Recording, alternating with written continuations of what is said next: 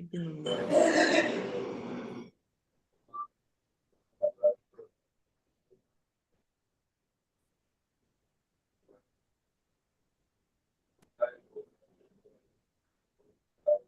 So the right streaming is happening, sorry.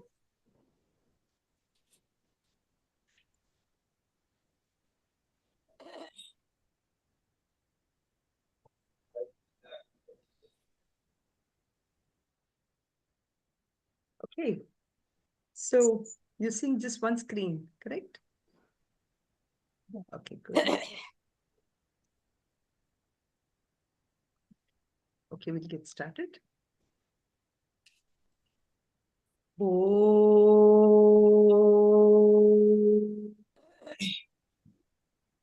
Om. Om.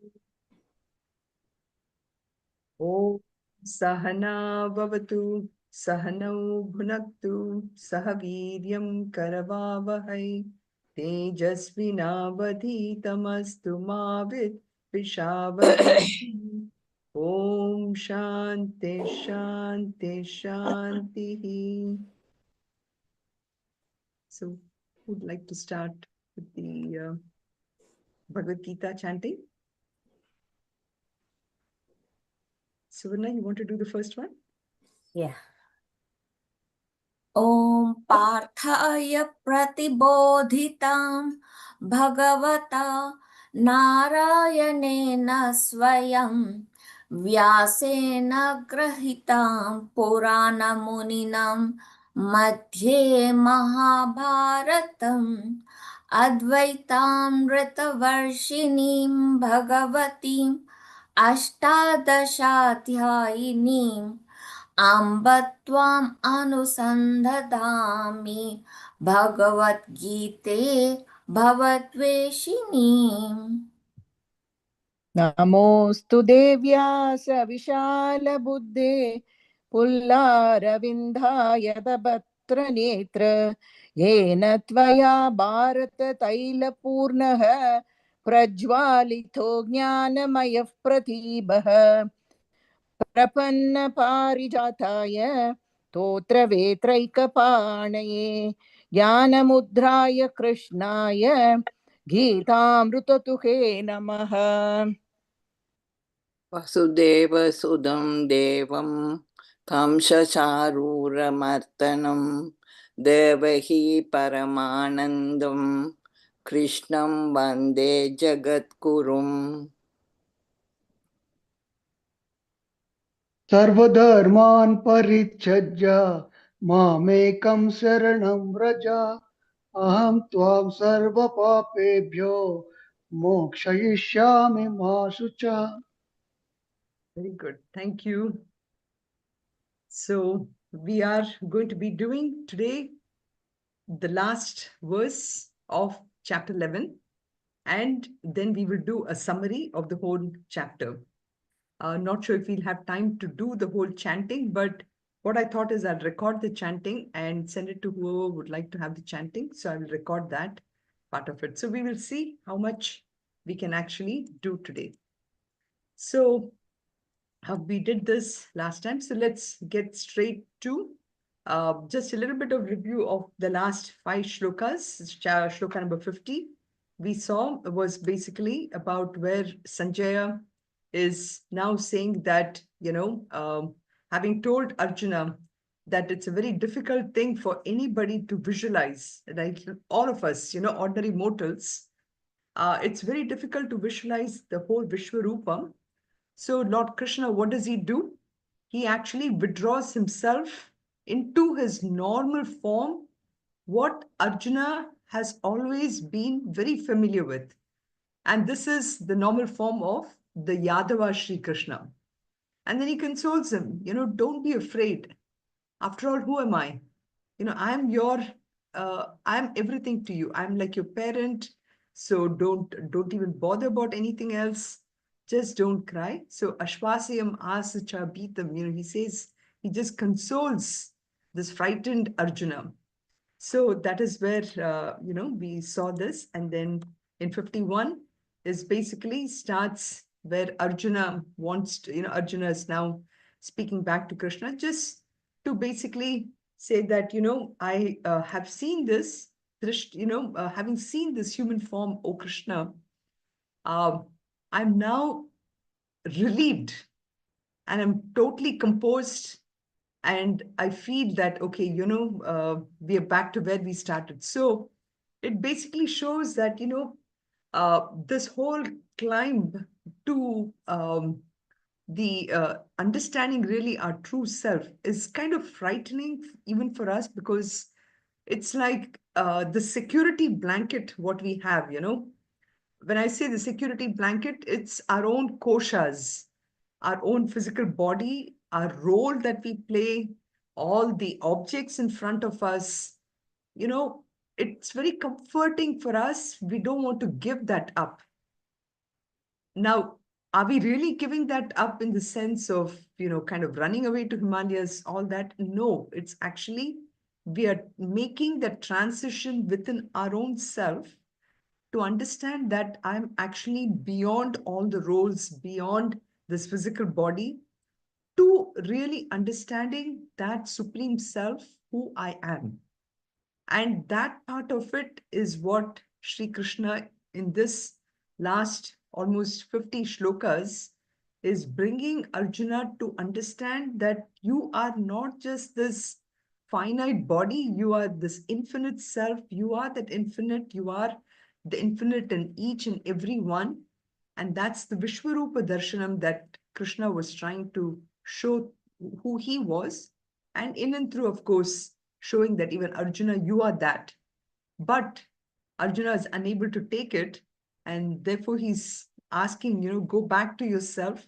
That is who I am. So this essentially shows, how ready are we in this path of spirituality to give up the notions in our mind, right? So that's why, he says, Idanim asmi samrita prakritim prakritim gataha. So basically, Arjuna is finally happy that having seen this, I'm quite composed. I'm quite okay with where you're taking me to. So this transitions now to the last 4 shlokas, which is actually again a segue into chapter 12. So Krishna has done everything he wants to. He has shown him the cosmic vision, and this theme of literally in chapter 7 through 11, this theme of, one would say, the Saguna Bhakti, which is having shown Lord Krishna's form in material forms, Saguna, and ultimately towards the end, where even Arjuna is able to grasp that, the Nirguna aspect of Krishna. So having introduced these two things, now the segue where Krishna is taking us to is he wants us to truly understand what is Bhakti Yoga. In many ways, Bhakti Yoga is a very comforting, calming aspect where I do not have to tax my mind too much. I do not have to tax my physical body too much in doing Karma Yoga. But of course, when you come to the last shloka, you will understand how he starts off with Karma Yoga as a form of Bhakti Yoga. So in all this Bhakti Yoga, which is just complete, having understood the Vishwarupa, the idea of surrender, that part is where, we reviewed it last time in 70 from 52, where Krishna is now saying that, yes, it is very hard. Sudur darsham, it's very, very hard, I know, Arjuna, for you to see me, what now you have seen. Okay. And then he says that, I know you must be thinking that the lords of the heavens like Indra, Varuna, and all of them, they probably know me as such, but not really. Even for them, they have not really seen this Vishwarupa of who I am. So um, in 53, again, Krishna really lists all the tools that we are using today to take us from where we are in this materialistic world, doing our jobs and trying to see how this happiness, this temporary happiness that I'm getting from my job, from my relationships and everything, and how uh, through in and through all the jobs, through the life that we're leading, how we employ certain tools, and we think by employing those tools that I have now done what I want to please the gods to help me get more happiness, correct? And what are those tools? I mean, of course, this was written long time ago, and so the word sacrifices and everything is given. But we can interpret that even for today's world, really on what we do when we say go to a temple, for example, or when I have a certain event in my house, the birthday of my grandchild or anything where, we may, uh, in those days, they would actually do annadanam and everything. But today, what we do is we do a party, right? In some ways, you can see the translation. So, what Lord Krishna is saying here is, Naham Vedai na tapasa. So, again, austerity or tapas is one form by we think is a tool of spirituality which the gods will be pleased, right? So Krishna is trying to say this, yes, of course you have to do all this because that allows one to get out of the aham bhava. We are always in the world, we do things thinking that, I am doing it, or whatever I do, I'm doing it for me. So this aham and mama part of it. So here he's saying, Naham Vedai na tapasa. Yes, that doesn't mean that I should not read the Vedas. The Vedas are the ways that I actually know how to understand my purpose of life and to go beyond it. But that by itself is not enough. And then austerity, which is the tapas, and then na danena, nor by sacrifice and nor by ijaya. So neither by giving any kind of gifts, nor by any kind of sacrifice, shakya evam vidu drashtum, you can ever see me like the way I have given you this vision, right? So Veda evam vidha, na so na danena, na ijaya, we did this last time, right?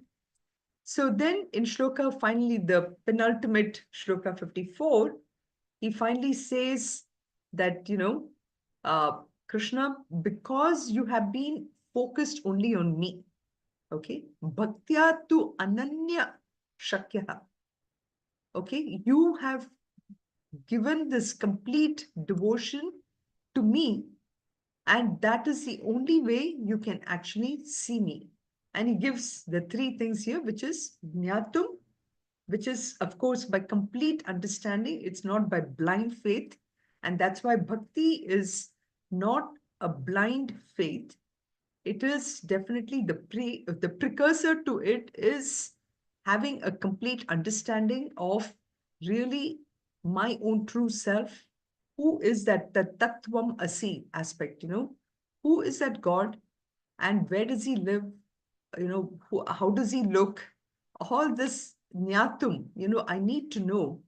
And then Drashtum, I have now seen, been known and seen in reality. And then finally Praveshtum, and then I enter. So in many ways, it's you can equate it to Shravanam, Mananam, Nididhyasanam, or, how way you want to look at it. But these three things he finally says is the most important. So most important is Ananya Bhaktya, complete devotion and understanding that he and he alone is everywhere, Bhaktya ananya shakya Jnatum drashtum cha tatvena praveshtum na parantapa. And we also talked about how the defects of the world today are, is the fact that we are always on a swing. Some days are great, some days not so great. And but we constantly are looking to assuming that everything will be great all the time.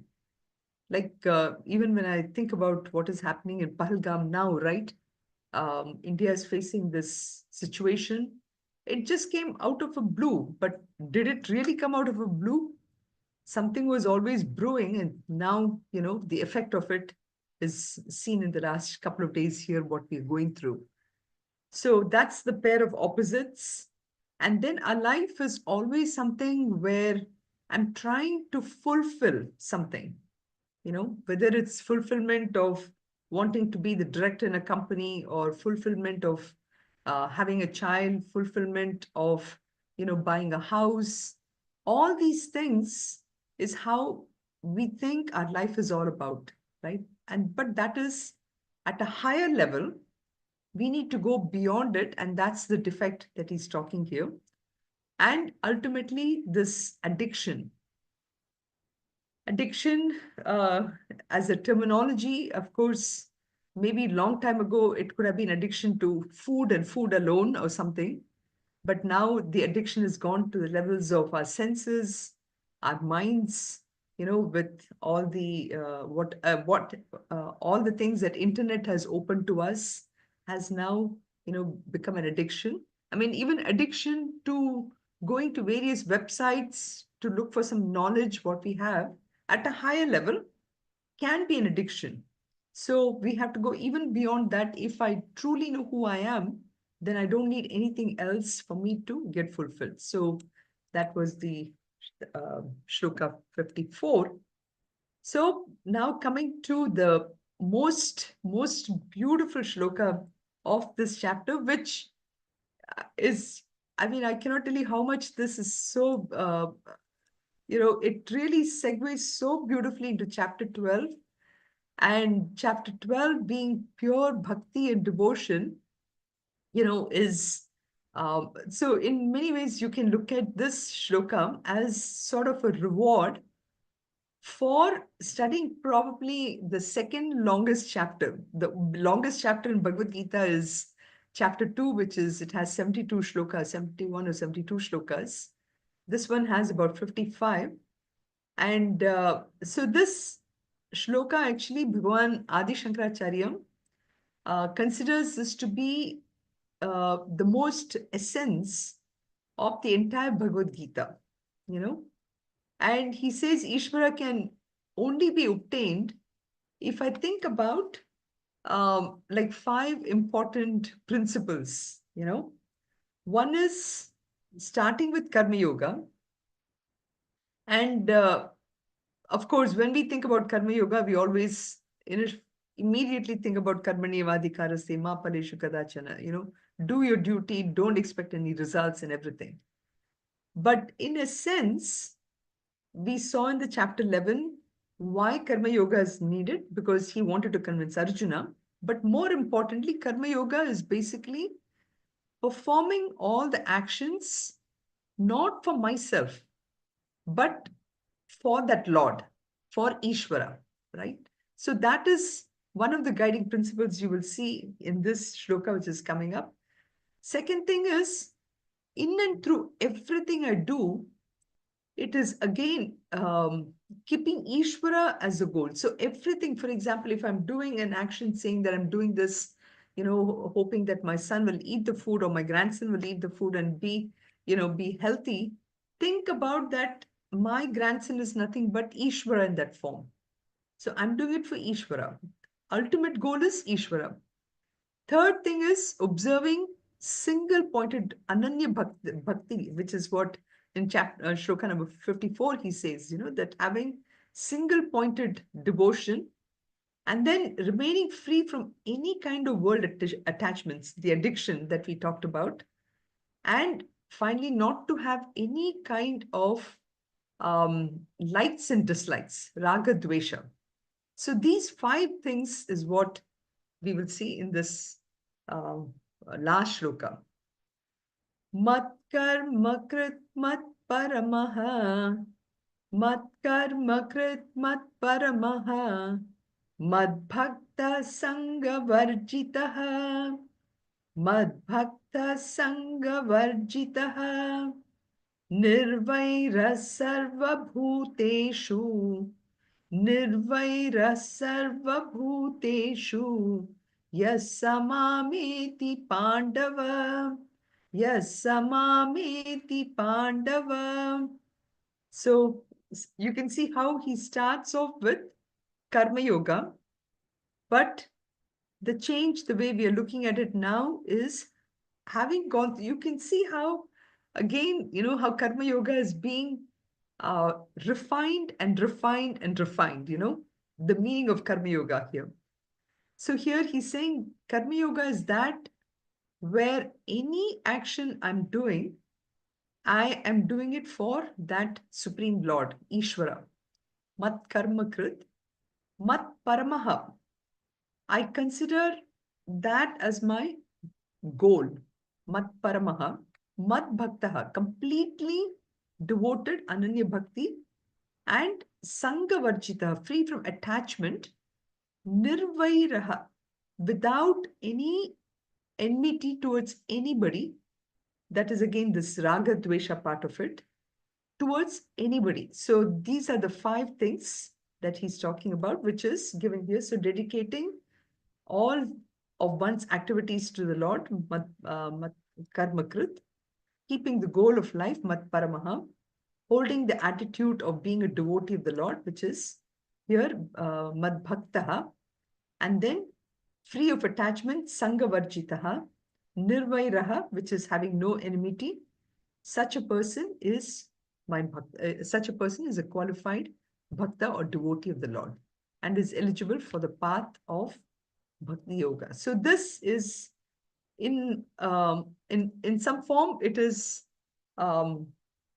just like when I take Tylenol or something, that chemical which is there is a very small amount, which is just covered with all the other ingredients that is needed to make that capsule, right? So this is in one capsule, it is, one can say it's a definition of bhakti. And this elaboration of the shloka is what we will be seeing in chapter 12. And this is really the complete summary for and all these 5 steps, if you look at it, they're kind of interconnected, and they are also strengthening each of these, this. For example, obviously, if you look at having no enmity or hatred towards any person, now this is at the mind level, right? So just like how, for example, a child, if he has to drop any kind of attachment to his teddy bear or Barbie or anything, and to attach itself to a higher goal, one cannot do it just like that, right? So first I have to start with detaching myself from all kinds of material things. And I remember in the ladder example. So in order to climb a ladder, and as I put my leg up, I have to give up the lower rung. Only then I'll be able to climb up, right? So that's the same thing, here. You can see the progression, how I need to start working now, that in and through every action that I'm doing it only for that Lord, only for that Lord. And when I do that, then I'm really absolved of, anything that can happen. I mean, simple thing, for example, I have a party and then I'm making this beautiful kheer for everyone. And while I'm doing this, if I worry about, okay, what are people going to tell about this? Obviously my mind is now thinking about myself and how I'm doing it. But if I think I'm doing it for Krishna, Krishnarpanam, when I do this dedication and in and through every activity, what I'm doing, then automatically my mind is relaxed. My mind is, so again, we talk about mental health. This is such a beautiful way of just not thinking about the mind and allowing the mind to be always at the feet of the Lord. So that is why this first thing, Karma Lakshana Bhakti, is very important. So you can see Karma Yoga is a way to develop that bhakti, So this is the first level here. And without this step, the final step of bhakti itself is not possible.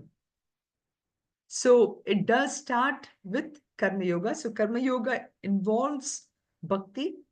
And this, it is, if you look at it, there are two stages to it. In the first stage, I believe that I am Sunitha, I am that karta, and whatever actions I do, it'll be converted to some fruit which I'll be benefiting.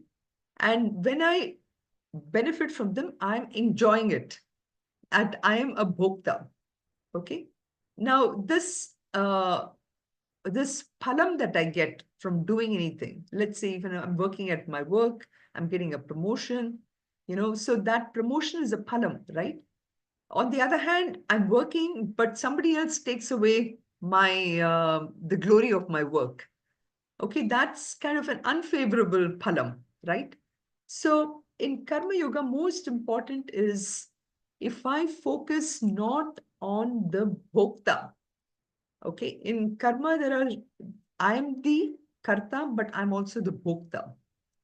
So Karma Yoga is all about focusing on the karta part of myself, not on the bhokta or the enjoyer. But what do?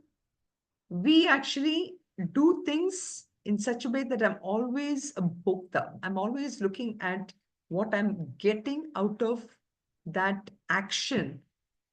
Correct?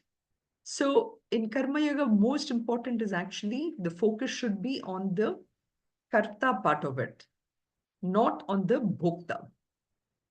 Okay, so I dedicate all my actions at the feet of the Lord by this sankalpa. And sankalpa basically means, like even in puja, the very first step, what do we say? Mamopartha samasta duritakshaya dwara Sri Parameshwara Prityartam aham idam karma karishye, So I'm always trying to focus that I'm this karta, and who is that karta? That karta is dedicating all the actions at the feet of the Lord. And when I have that kind of bhavana, Karma Yoga itself becomes a form of bhakti. Okay, so then when I continue to do this, it takes me to the next level. So these are again the steps in the sadhana, right? So this upasana rupa bhakti in the form of meditation or dhyanam. Okay. So why do you think we need this? Because again, if I don't convert whatever I'm doing to a form of upasana, then what happens is, because I'm a person of the world, right? And in this, all the time, I'm interacting with the world. And this world is actually, when I'm working in the world with the material stuff, it has a way to bring me down. Okay. It is not elevating at all. I mean, and we are seeing that, isn't it? Again, I'm using the word of the internet. Prior to internet, when I had only my books, and I did my work. I went home. I did whatever I have to. I listened to music. I read my books. That was more than sufficient. But then what happened? Internet came. And then through the internet, so many other, the gadgets changed. The iPhones came up. And then from iPhone, now you have this two-layered, what is, now that is the big rage now, this Samsung's thing. So there is just no stopping at all, and so that is why we need to elevate ourselves, where in Karma Yoga, we are changing the focus to the karta from the bhokta part of it. And from the karta, really understanding who am I doing this whole thing. And that once I understand that I'm actually dedicating all my actions to the Lord, that is where it becomes complete upasana. So that is the second form of bhakti, is the upasana lakshana bhakti, And here I visualize the Lord within myself, and I learn to turn my mind inwards. So Shantakaram Bhujagashayinam Padmanabham Suresham, when I chant that, I'm trying to actually visualize that beautiful Lord in my mind, So if my mind is always in the form of the bhokta, where I'm always doing as what is in it for me, then what comes to my mind? It's only me. I'm the one. Me, the mother who has been cooking all this. I'm just waiting for my child to eat this well and make me happy, But if I have in my mind that whatever I'm doing is for that, Chaturbhuja, Narayana, that is the only Lord who is there in my mind. So a mind which is very extrovert can never do that. Therefore, I have to train my mind to keeping the image of the Lord in my mind, and that is upasana bhakti. Having that Shantakaram Bhujagashayinam Padmanabham, that Lord who's seated in the lotus, every time I think of when I say that shloka, that form of the Lord is in front of me, is in my mind. And that is the second level of bhakti. We are graduating from the karma bhakti to the upasana bhakti. And then finally to the final stage called the jnana lakshana bhakti. So this is once I have understood that I'm doing everything, my mind now is less cluttered. I'm no longer doing things in a way that I'm looking outside for happiness. I'm constantly, my mind is on that rupa. Now my mind is ready to study all the scripture. So this form of bhakti is what, like even Gurudev Swami Chimananda, he called this Gita Jnana Yajna, which means study of scriptures as a form of a puja. So what am I doing? I start with karma, lakshana bhakti, then this upasana and this jnana. So this three ultimately stages is actually, you will see, it will come up in the 12th chapter again, in very beautifully, you'll see that. But that is also in this mad karma krit, mad paramaha, mad bhakta sangha varjitaha. So that whole thing is what he's saying. So Bhakti yoga is not a particular sadhana, Bhakti yoga doesn't mean that I just go to the temple, I pray, but it is actually karma plus that upasana things is what ultimately Bhakti yoga is all about, So it starts with mat karma krit, So we have seen quite a few shlokas, Vardhan, then Kayena Vacha Manasendriya, we say all these shlokas, but I need to bring that completely into my mind, So then this Mad Bhakta Bhavaha, Mad Bhakta Bhavaha, again, I know after this, we should have had Mat Paramaha, right? But the idea is, uh, I'm an extroverted person. I'm working in the world. Everything I'm doing is actions where I'm now changing. Now my goal now is not me. I'm doing it everything for that Lord, you know. So that is the aspect that, doing this as well. So from literally I'm going from, in Kathopanishad, you have prayers and shreyas. So prayers where I'm working for the material world, shreyas is my goal now is that ultimate Lord. And I'm seeking not this goal which is always changing, but I'm seeking something even beyond. I'm seeking the eternal aspect. So Mad Bhakta Bhava Ananyas Chintayantu Mam, chapter 9. So I'm looking for something which is more permanent not something which is always, always changing. Like, for example, during Navaratri, I put all these shelves and then it goes back into, uh, it was it was a temporary structure, right? But I'm looking for something which is more permanent. Or even, I'm renting a house for a long time and then finally I buy my house. I'm looking for that permanent thing. So in everything, I'm looking for more permanence, which is more security, which is what Ananya's Chintayanto Mam is. I'm looking for security in everything. So I'm training my mind all the time by saying that ultimately my support, my ashraya, which today I'm placing my ashraya on money, I'm placing my ashraya on relationships. Everything is changing. Everything is changing. I need to clearly understand that in my mind and tell myself that my ultimate goal is that Lord. So that is Bhakti Yoga. And then Mat Parama Bhavaha, which is I become a complete uh, Tivra Mumukshu, Moksha is my only goal. There's nothing more than that. Everything I do, it's nothing but that realization, which is what I'm going through.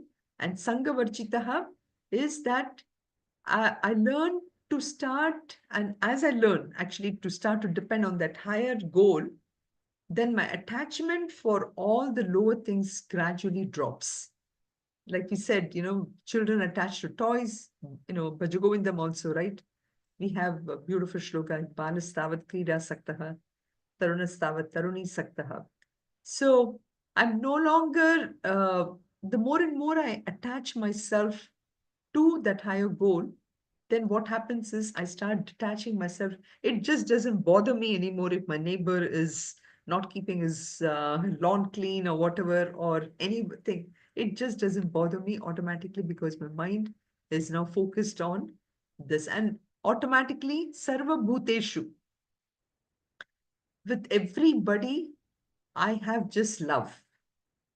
And again, this aspect of love is so beautifully dealt in the 12th chapter. I can't wait to get to it actually, because it's a very calming, after this 11th chapter where, you are given this exposure to um, pretty much everything. Now, 12th chapter will calm us down and bring that love, Nirvairaha Sarva Bhuteshu. I have no hatred for the world at all. You know, there is no raga, no dvesha with regard to every human being, animals, plants, everything. I have only pure love. So, in short, I develop viveka, I develop vairagyam, I develop mukshutvam, and that really is real bhakti, what you're seeing all this while. So, samamiti pandava. And if I have all this, a person will definitely come to me, because once he comes to me, he's saying, "Oh Pandava," because this is the last shloka of this chapter where Krishna is addressing Arjuna. He says, "Once you come to me, I have already created the necessary conditions for you to get your moksha, you know. So all your job," he's telling Arjuna, "all your duty is you start working on your sadhana chatushtaya." Right? So sadhana chatushtaya, Viveka Vairagyam, Shat Sampati, all those things. You just work on that and I will just take care of you completely. Okay. So with that, we have come to the last, we have finished this chapter. And this is just the Vishwa Rupa Darshanam. We started with, what is just a small kind of a table here. At the level of macrocosmic, at the level of individual, who are we?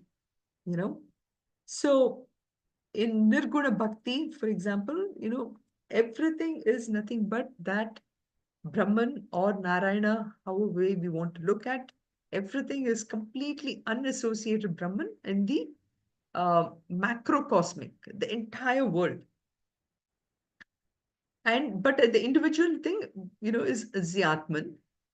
Now that Brahman in the form of Maya, we have the creation, and the creation is nothing but Ishvara at the macrocosmic or Jiva, at the same creation at the causal level, which is at the level of what we would call this as what is it that drives things, is that desire, right? Desire form, which is in the seed form, which is at the cause. What is the cause for the whole thing?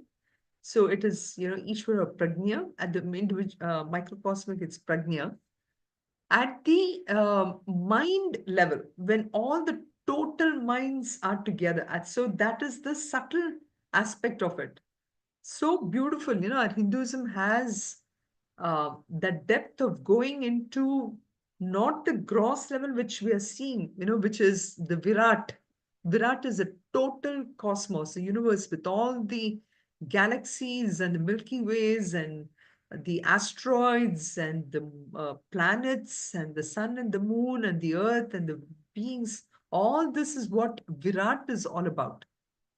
That same Virat at the individual level is the Vishwa part of it.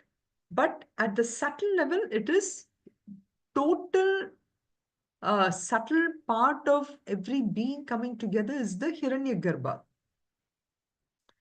I remember Gita asked what Hiranyagarbha is. So this slide basically shows the relation of Hiranyagarbha to the entire thing. So Hiranyagarbha is all the total minds, total antakarana, whereas Taijasa is at the individual level. So this is the, so Vishwarupa basically comes from the association of that consciousness at the gross individual level. That is Vishwarupa. So even though the descriptions of the totality, the fact is it's being experienced by Arjuna, an individual who's living as Vishwa. So that is why this word Vishwa is brought here. Okay. So in summary, it's basically, we saw from the 7th chapter up to the 10th chapter was basically the development of the aspect of really who is that God? What is that Ishwarupa? Because chapters 1 to 6, was about the individual, where Arjuna was reminded of who he is as an individual. But 7 through 12 is about that Tattvamasi, what is Tat, about Ishvara. So this was very elaborately defined. And he defined essentially who is that Tat, or who is that God. God is nothing but Ishvara. Ishvara is the cause for the universe. Ishvara Jagat Karanam. So God is the cause of the universe. So that is the part which we got introduced in this whole section. And because we know that this cause, when we so whenever we think about, the cause of the universe, essentially there are two aspects that comes to our mind. One, of course, is the material cause. Like for example, if I have to create this iPhone, I need all the materials that is needed. I need the case, I need the battery, I need the cells, whatever, all this thing. But I also need someone to create it. Correct? So there is an intelligent cause. We call that as an intelligent cause and the material cause. Okay, so Ishvara is actually both of them. So, but of the two causes, we focus upon one cause, that is a material cause, in the 4 chapters.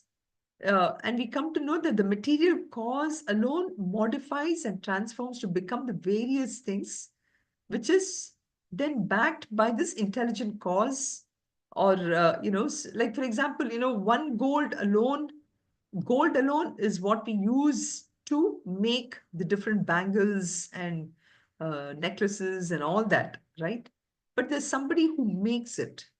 So that's the intelligent cause. So too, for example, you have the furniture, which is, the tables and the chairs and all that. The wood is a material cause, but the carpenter is the one who shapes into this. So behind all the names of, like in this Jagat, right? So there's only one material cause, and that is that Ishvara alone. And he points out to Arjuna that I am the material cause of the creation, not just one thing or anything. I'm the entire material cause is that. So Ishvara Jagat Karanam. So that, so Karanam and Karyam, are one and the same material. One is the Nama Rupa, whereas the Karyam is a manifested form of that Nama Rupa. So Krishna wants to say Ishvara and the world can never be different. When all the names and forms are resolved, like for example, if I take all my bangles and necklaces, I'm done with it. I just take it to the goldsmith and I say, do what you want. He won't even have any kind of sentimental value to it. He's just going to put everything into the fire, melt it, and make gold again, right? So ultimately, this whole world is nothing but that one form which is taken the different forms, one material that has taken the different forms of Nama, Rupa. And so Vishwarupa Darshanam is not an extraordinary object, but it is actually an extraordinary attitude towards our universe. And that is why when Arjuna could not understand, Krishna actually in the beginning, in fact, we will be summarizing the shlokas also. This is, I'm just bringing the concepts as a summary. Krishna actually, when Arjuna asked him about, show me your form, so Krishna just starts to verbalize. And then he realizes Arjuna is not able to get it. He doesn't understand what he's saying. So then he gives him that Divya Chakshu, which is basically an attitudinal change. We all have to work on our attitudinal change towards the universe. Today, I look at the universe as individual parts, and my vision doesn't go beyond what I see, maybe 10 feet or whatever. Beyond that, I don't even see there is something. But if I have this attitude that what I see in front of me and everything is nothing but that Ishvara Karnam, that is Divya Chakshu. It is essentially an attitudinal change. Like, for example, before I do a puja and I'm keeping this barfis and everything in front, earlier it was just something that I put the flour and the sugar and all that and I made the barfis. But then after I do the puja, my mind has, taken a form where I take that same laddu or thing as a prasad. And no longer is it just a laddu that I made, but it is something. So that attitudinal change is Divya Chakshu, which I need to do it. And that is, so in some ways, Krishna is showing how I developed this bhakti for Ishvara by understanding that the entire world, the Vishwarupa is. So Vishwarupa needs to be understood properly.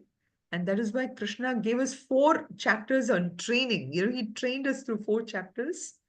And then finally, in the 11th chapter, he, by showing us what Vishwarupa Darshanam is, we get the culmination. And this is really what I need to keep in the background when I come into this 12th chapter. So shlokas 1 through 8, is all about Arjuna asking the question. And then 9 through 14 is Sanjaya, gives a brief description from verse 9. And I have another form where I will show you that whole thing also. So Sanjaya, he explains this. And then from this one, then 15 to 22 is really the appreciation for the Vishwarupa, which starts where Arjuna is wonderstruck because the creation is so beautiful.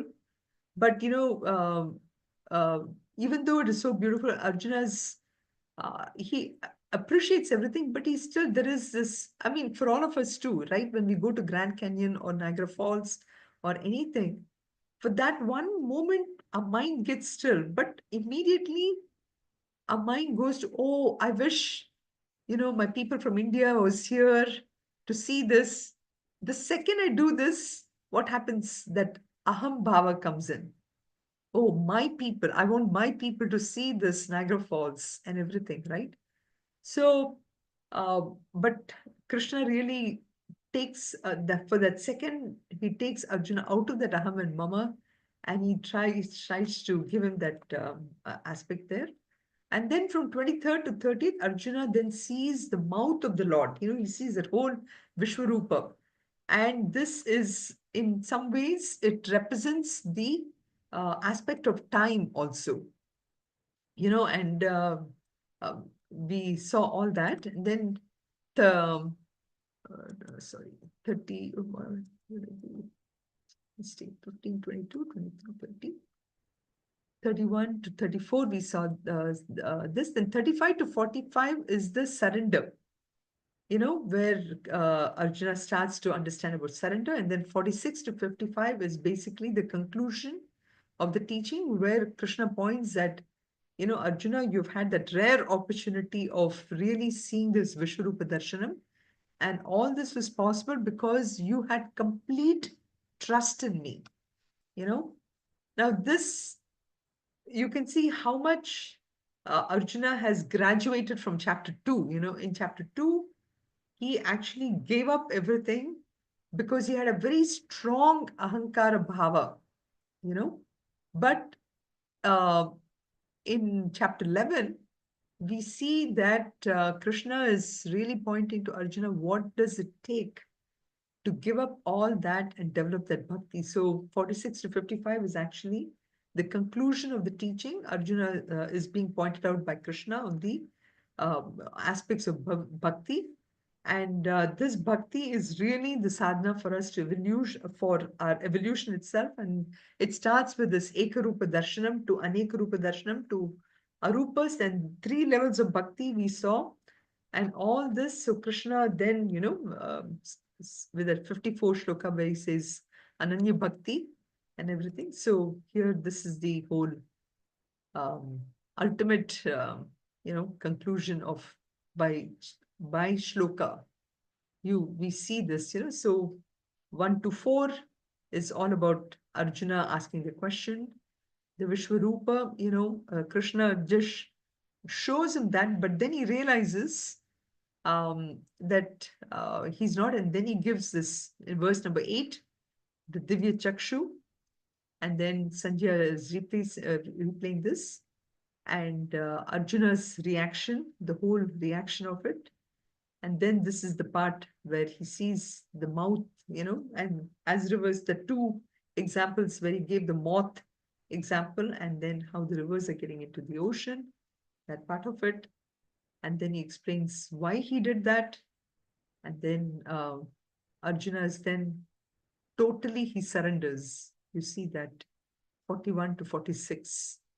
And some of these verses are really worth going back, reading them again to, if you see it from the level of now bhakti part of it, And then Krishna is then saying why he did what he did by showing him the Vishwarupa. And then he withdraws it. And then he finally mentions that he wanted Arjuna to develop the bhakti part of bhakti yoga. And that is why he did this whole thing. So I want to know, I know we are already running late. It's already 3 minutes over. But does anyone want to comment on any particular shloka that appealed to you? Sorry, today was a little too heavy and I didn't give you a chance to speak at all. But I really wanted to focus on that 55, shloka number 55, and give a whole summary, So, Hari Om, thank you so much for the summary. It was very good, and it was like it kind of got lost in your explanation. As you were saying that, when we make the things, the items, they're items, but once the puja is done, they become the prasadam. So as I was listening to what you were saying, that prasadam part of it kind of started sinking in, that this is all prasadam that Bhagwan has given us to learn and to, so And for me, the cosmic purpose of just be my instrument, that is something that really, really, really is like, that's that sits with me. That is something that that is what my Mhm. Your takeaway. my takeaway. Yeah. Hariom, thank you so much though. Thank you. Yogi Amma, you have something? Hari Om, I have a question. Yes.